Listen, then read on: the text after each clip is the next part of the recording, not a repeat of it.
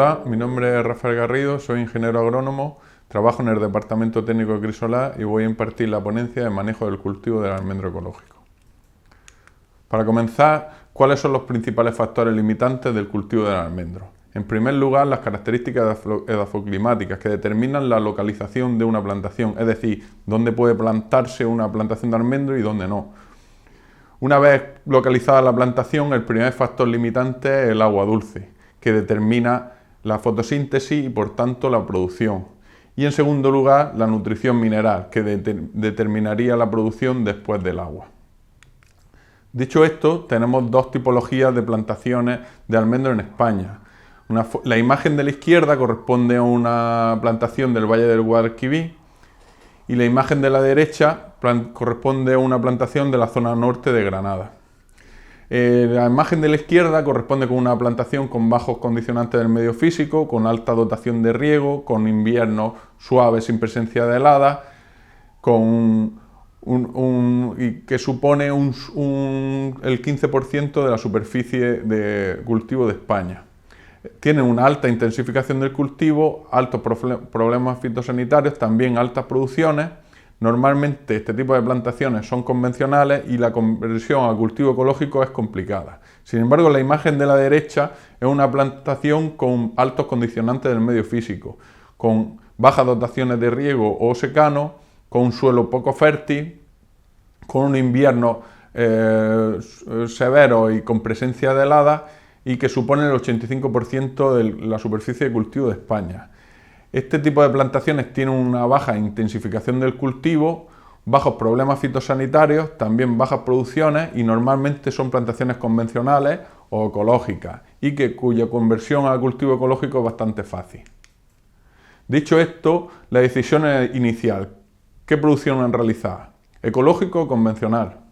Pues, ¿por qué realizar producción ecológica? Pues por economía, porque existe un diferencial de precio, por salud, porque estamos produciendo un alimento libre de residuos tóxicos, por medio ambiente, porque estamos respetando el medio ambiente y conservando el medio natural, y por futuro, porque es una producción sostenible en el tiempo. Dicho esto, ¿cómo se realiza la conversión a producción ecológica? Pues la conversión a producción ecológica comienza por una normalización, que no es más que comprometerse a seguir las pautas que dicta el Reglamento de Producción Ecológica. Una vez que se compromete a seguir esas pautas, el siguiente paso es la certificación, que no es más que el alta a una certificadora que certifica que se está haciendo la producción conforme al reglamento. Se pasa un periodo de 3 años en el caso del almendro de conversión y a los 3 años se obtiene el certificado y se puede vender la almendra como almendra ecológica. Por otra parte, sin químico de síntesis, ¿cómo se realiza el control de plaga en un cultivo de almendro ecológico? Pues lo que se hace en un cultivo de almendro ecológico es lucha biológica por conservación, que no es más que favorecer un ambiente propicio para los insectos beneficiosos, buscando el equilibrio natural, manteniendo cubiertas vegetales, linderos, también con una nutrición equilibrada, evitando desequilibrio y con el apoyo de la analítica, y en el caso de que exista una plaga, actuar por foco, tratamientos normalmente curativos, pocos tratamientos preventivos, y teniendo en cuenta el umbral de daño económico. Sin compuestos químicos de síntesis, ¿cómo se realiza el control de plagas? Pues la prevención es esencial, porque pensar que en ecológico no se realizan tratamientos da lugar a una grave afección. Cuando se realizan los tratamientos contra plagas en ecológico, se realizan a toda la superficie, normalmente con compuestos cúpricos inorgánicos en otoño e invierno y compuestos cúpricos orgánicos en primavera-verano. También es muy importante la adecuada elección varietal, que escogiendo una variedad que sea adaptada a las condiciones de cultivo de la zona, una nutrición equilibrada y ejecutar podas de saneamiento donde podamos eliminar las partes afectadas por una enfermedad del árbol. Dicho esto, vamos a a hablar sobre prácticas y labores recomendadas en el cultivo de almendro durante el ciclo anual. Para estudiar el ciclo anual vamos a utilizar la gráfica de Joan Girona que aparece en la diapositiva, en la que representa perfectamente el cultivo del almendro. Lo vamos a dividir por periodos del año, empezando la post cosecha, siendo por caída de hoja, fase inicial, fase 1, fase 2 y fase 3, y terminando por la recolección. La fase de post cosecha es una fase esencial porque se está produciendo en la finalización del desarrollo de las yemas de flor del año siguiente. También se está produciendo la finalización de la lignificación del brote transformándose en ramo. En este momento es el momento apropiado para realizar tratamientos con cobre orgánico cubriendo la herida de recolección. También, si se ha producido una inadecuada recolección y se han hecho daño al tronco, sería conveniente la aplicación de una pasta cicatrizante. También es el momento de aportar los nutrientes que puedan ser deficientes en el cultivo, en este caso en apoyo a la analítica, pues como pueden ser los micronutrientes del boro, zinc, magnesio, manganeso. Si hablamos de riego, el riego se debería de cortar a finales de octubre. ¿Por qué? Porque se debe fomentar la parada vegetativa del árbol. Normalmente cuando llega esa época el árbol ya transpira muy poco y con la cantidad de agua que cae del cielo es suficiente. Y se debe de fomentar la parada cortando el riego. También es el momento de efectuar poda de limpieza. Efectuar poda de limpieza, pero no de efectuar la poda porque sería demasiado pronto para comenzar con la poda propiamente dicha. Continuamos con el proceso de caída de hoja. Es un proceso natural del árbol y el reposo es necesario. Se puede favorecer con la aplicación de compuestos cúpricos y es el momento adecuado para hacer tratamientos preventivos y curativos contra enfermedades como puede ser monilia, lepra, cribado. Existe una recomendación práctica que sería hacer 1 o 2 tratamientos con cobre inorgánico a caída de hoja, realizando un primer tratamiento a 25% de hoja caída y un segundo tratamiento a 75% de hoja caída. Y en el caso de solo realizar un tratamiento, es preferible realizar de 75% de hoja caída. Teniendo como ejemplo de tratamiento, pues un tratamiento con un oxicloruro de cobre, formulación WG, 50% de riqueza, a una dosis de 4 kilos por cada 1000 litros de caldo. A caída de hoja es el momento de comenzar con la poda. Comentar que cuanto más hoja tenga el árbol, peor se ve la estructura del árbol. También comentar que a mayor circulación de savia, una mejor cicatrización de las heridas de los cortes de poda. Y empezar a caída de hoja conlleva que tenemos más tiempo para poder realizar las labores de poda. Sería conveniente realizar un primer tratamiento antes de la ejecución de las labores de poda y realizar un segundo tratamiento justo después para cubrir esas heridas que se realizan con los cortes. En cuanto a modelos de poda, el objetivo es formar una estructura resistente, favorecer la ramificación fructífera o fina y facilitar las labores de cultivo. En este caso, como si utilizamos un vibrador de paraguas invertido, sería conveniente una forma cónica que favorezca la utilización de ese apero. Por otra parte, comentar que cada vez existe una evolución hacia una menor intensidad de las labores de poda, buscando más formas libres, como puede ser el vaso libre. Y en la imagen de arriba de la derecha se puede ver un árbol podado en vaso libre. El reposo invernal es el momento apropiado para aplicar la materia orgánica. ¿Por qué?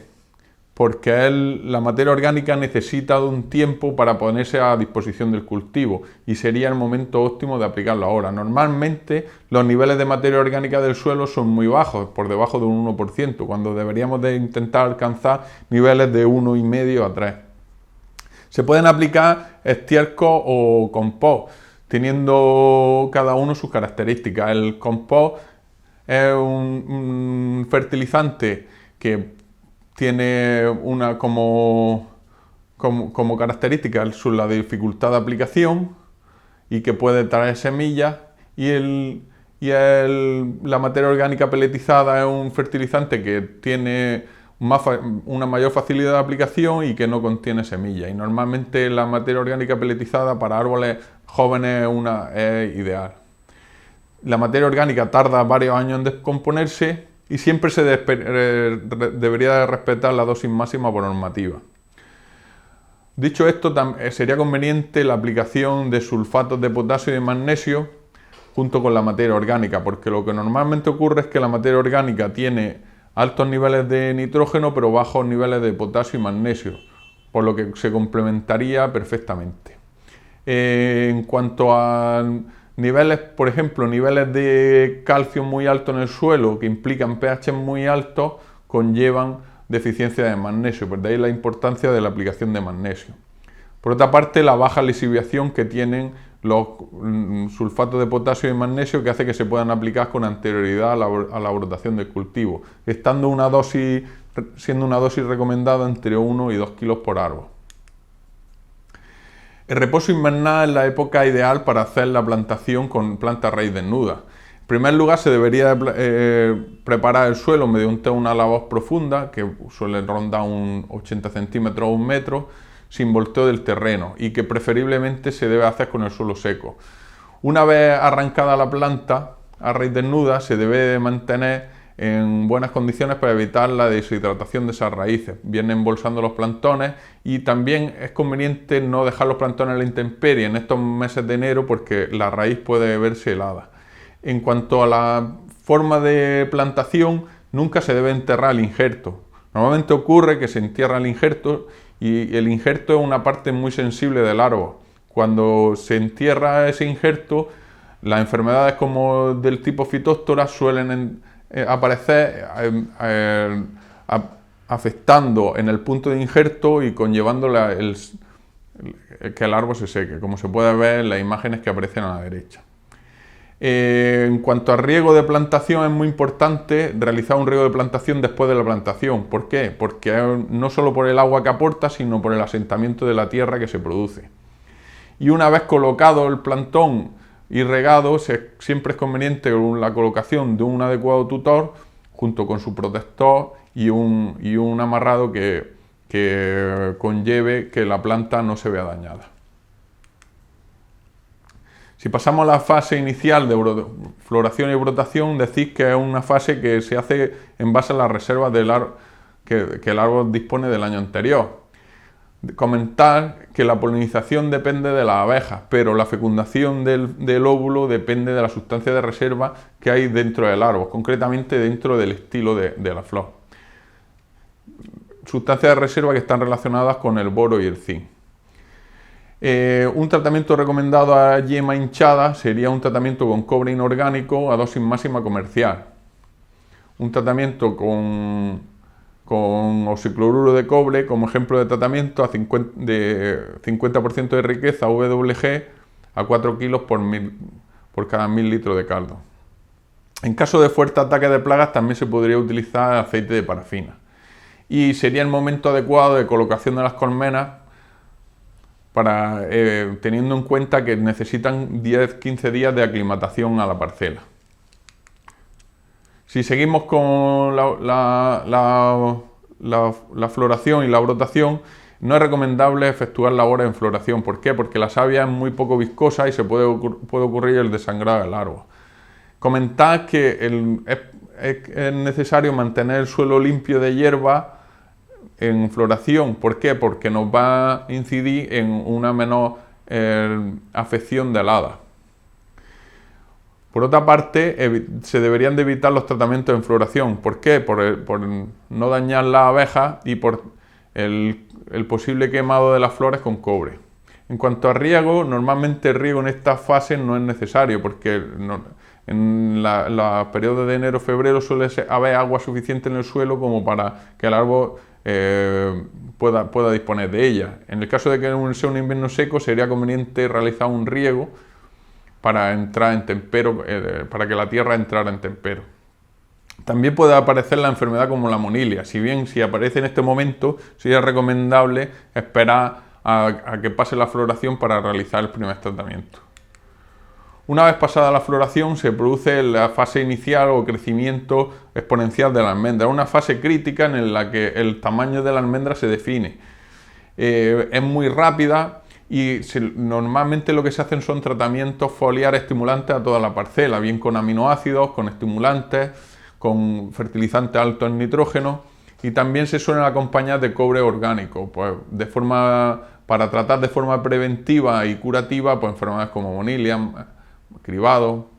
En cuanto a las plagas de pulgón, la incidencia de plagas como pulgones se deben de tratar siempre por foco.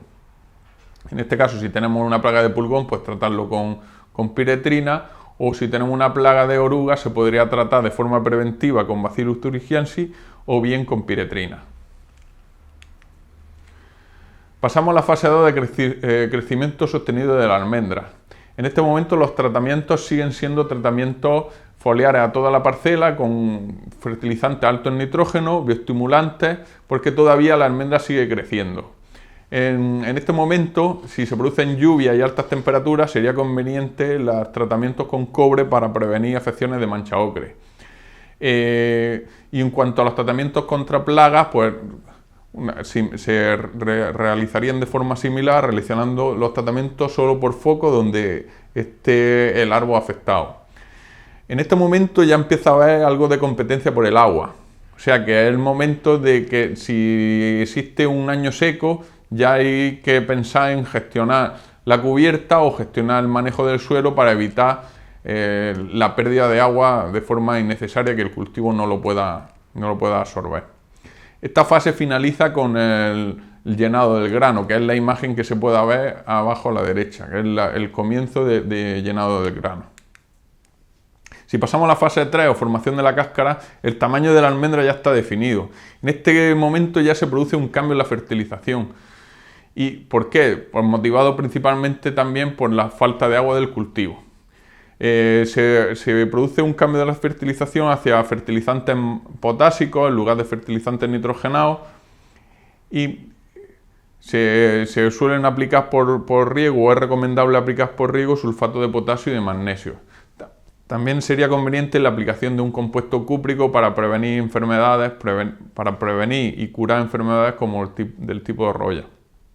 En estos momentos ya se recomienda la labor de San Juan, que no es más que realizar una labor somera que crea una capa porosa encima del suelo que evite la transpiración del suelo y la pérdida de agua por capilaridad. En el caso de tener una cubierta, sería conveniente la siega de esa cubierta para no perder agua. Nos encontramos en la fase 3, la fase de finalización de llenado del grano y la pérdida de humedad del grano. Esta fase es la menos sensible al estrés hídrico, es decir, el grano ya está hecho y lo único que se está produciendo es la pérdida de humedad del grano. También hay que tener en cuenta que se está produciendo la diferenciación de yema del año siguiente, es decir, que si un recorte de agua en este momento va a incidir directamente en la diferenciación de yema del año siguiente. Es decir, que hay un recorte pero moderado. Sería conveniente un recorte moderado. Pueden aparecer plagas como falso tigre, araña roja, también enfermedades como roya, que suelen aparecer al final del cultivo. En este momento sería conveniente haber evitado los excesos de nitrógeno, que no hacen nada más que entenecer el cultivo, y el tratamiento foliar recomendado se podría realizar con piretrina, extracto de planta o incluso azufre, teniendo cuidado de no realizar tratamientos con una temperatura superior a 35 grados centígrados porque puede ser fitotóxico. En este momento, que suele ser por el mes de julio, es esencial realizar la analítica foliar, que nos va a decir el estado nutricional del cultivo y es de vital importancia para así planificar el abonado. Bueno, pues nos encontramos en la fase 3 de recolección, que se debe esperar el punto óptimo para evitar daño de descortezado, buscando el despellejado óptimo o retirada del mesocarpo de la almendra. Se deberían de hacer pruebas en árboles, buscando ese punto óptimo. La maquinaria que se encuentre en plenas condiciones y las gomas utilizables que sean gomas blandas. Que sea un operario especializado, y gran importancia el daño en el tronco. Es de gran importancia. ¿Por qué? Porque un daño en el tronco implica un corte de savia que puede producir la muerte del árbol. En el punto óptimo de madurez de la almendra tiene un color marrón, no se encuentra en un color blanco como puede aparecer en la imagen de abajo de la izquierda. Y si recolectamos la almendra antes de alcanzar ese punto marrón, antes de que la piel sea marrón, tendremos pérdida de humedad, tendremos que realizar un mayor vibrado de los árboles que conlleva al final un mayor daño de los mismos. Una vez recolectada la almendra, se debería recolectar la almendra, normalmente se recolecta en secaderos al sol, hasta alcanzar una humedad del 6,5%. Una vez que se llega a ese punto de humedad, se entrega la almendra a los almacenes receptores, siempre acompañada de su certificado ecológico en vigor. En esta diapositiva vamos a hablar del resumen de la fertilización por periodos del año. Decís que las necesidades básicas o el equilibrio básico del cultivo del almendro es 2-1-3, es decir, 2 partes de nitrógeno por 1 de fósforo por 3 de potasio. Si tenemos en cuenta las unidades fertilizantes necesarias para 1000 kilos de cáscara, se necesitarían 30 unidades de nitrógeno, 20 de fósforo, 40 de potasio y 20 de magnesio. Según los periodos iniciales, el equilibrio está desplazado más hacia el nitrógeno, es decir, como comentaba en diapositivas anteriores, en los periodos iniciales se aporta más nitrógeno por ese crecimiento de la cáscara y una vez que pasa ese crecimiento y la almendra ya ha alcanzado el tamaño definitivo, el equilibrio se desplaza hacia el potasio. Y en cuanto a los fertilizantes disponibles en cultivo ecológico, pues existen materias orgánicas líquidas sólidas, sulfato de potasio y magnesio y también micros que pueden ser bien aportados de forma foliar o bien por riego. En cuanto al riego, ¿cuánto regás? Pues la fórmula que aparece en la diapositiva pues determina cuánto regás. Si por ejemplo tenemos un árbol en la zona de baza y según los datos de las estaciones climáticas, pues tendríamos que regar, por ejemplo, 205 litros por metro cuadrado, litros por árbol y día. Normalmente, ¿qué ocurre? Que no existe esta cantidad de agua y sobre todo en estas zonas. Lo que se opta es por hacer un riego deficitario controlado. Y aquí os pongo un pequeño ejemplo con una dotación típica de 2.800 metros cúbicos por hectárea, en la que se repartirían durante la fase 1 y 2 60 litros por árbol y día, en la fase 3 60 litros por árbol y día y en post cosecha unos 50 litros. En cuanto a cómo regar, siempre yo me gusta decir que hay que alcanzar por lo menos 50 centímetros de calado una vez que se riega, para que así podamos humedecer perfectamente el perfil del suelo. En cuanto a la utilización de productos fitosanitarios, es muy importante el adecuado mojado. ¿Por qué? Porque si mojamos bien el cultivo, al final evitaremos dosis subletales, que no es más que estar poniéndole una vacuna a nuestras plagas o enfermedades que tengamos. Y luego las dosis de caldo deben de estar muy ajustadas al volumen de copa y al número de árboles por hectárea. Por ejemplo, en este caso, según los cálculos que aparecen en la diapositiva, tendríamos que gastar unos 500 litros de caldo por hectárea para una plantación de 7x7 con un árbol de tamaño medio. Por otra parte, el tiempo de aplicación del fitosanitario es esencial. Se deberían de evitar las altas temperaturas y evitar también la inclemencia del tiempo, por ejemplo, los vientos mayores de 4 km por hora. Como dato también decir que siempre se debe respetar la normativa cuando se realiza un tratamiento fitosanitario, por ejemplo, respetar la dosis de cobre inorgánico de 4 kilos por hectárea y año. Y los tratamientos siempre deberían realizarse bajo supervisión técnica de un técnico especializado en el cultivo del almendro. Los productos utilizables en agricultura ecológica, en primer lugar, tienen que ser insumos certificados en agricultura ecológica y en segundo lugar, tienen que ser insumos certificados en el cultivo del almendro. Cualquier otro producto no sería válido para la utilización.